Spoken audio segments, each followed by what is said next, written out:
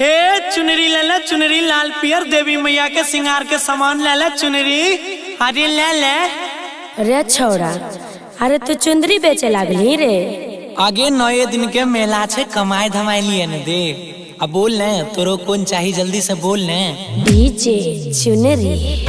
Hello, you आर खरीदिंग माय चुनरी? नहीं, पहले मोलाइन तब खरीदिंग योर चुनरी। ओ ओके। पूजा करबै माई के सजाई ले लिए डाला, धूप अगरबत्ती नारियल फूल माला।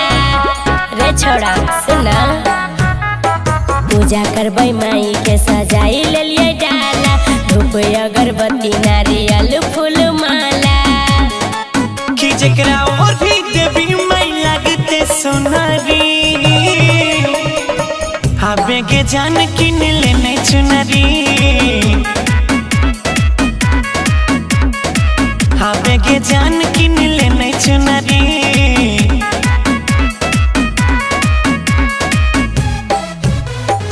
केना देवी? ललका कि पियर का? ललका 20 रुपया। आ पियर का? वो 20 रुपया। कते साइज के छ? ललका कि पियर का? ललका 1.5 मीटर के। आ पियर का? वो 1.5 मीटर के। सितारा लागल छै ने? ललका में कि पियर का में? ललका में भरपूर। आ पियर का में? ओहो में भरपूर। आ चमकै छै ने?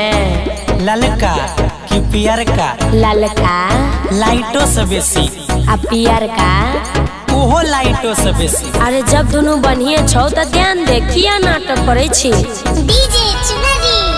Ganpati recording studio Bhawanipur. पूजा करबै हमरो जो सातो बहिन के, लेबै चढ़ावा सब अपना पसीन के, अपना पसीन के। दोनों चुनरी ले ले बात मान लेने के, एगो मैया पे चढ़ई है एगो बहन लेने के। पूजा पाठ नहीं जानै छी, बनै छी हुनरी। आबे के जान किन लेने चुनरी। आबे के जान किन लेने चुनरी।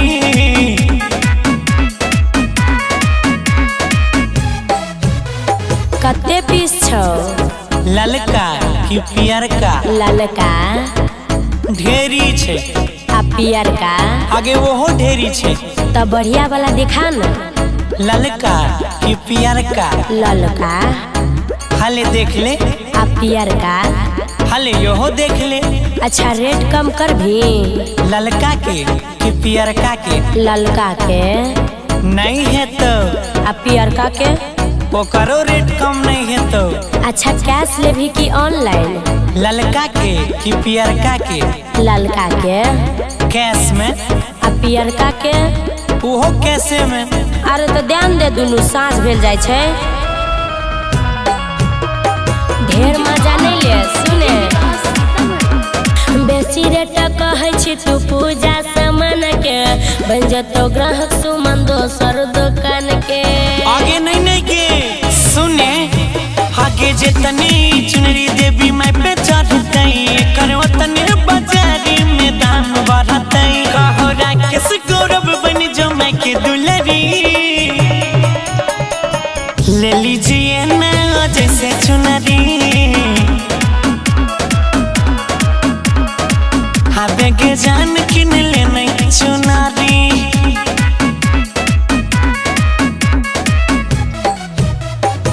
अच्छा दे 2 piece. Mix by Ajay star.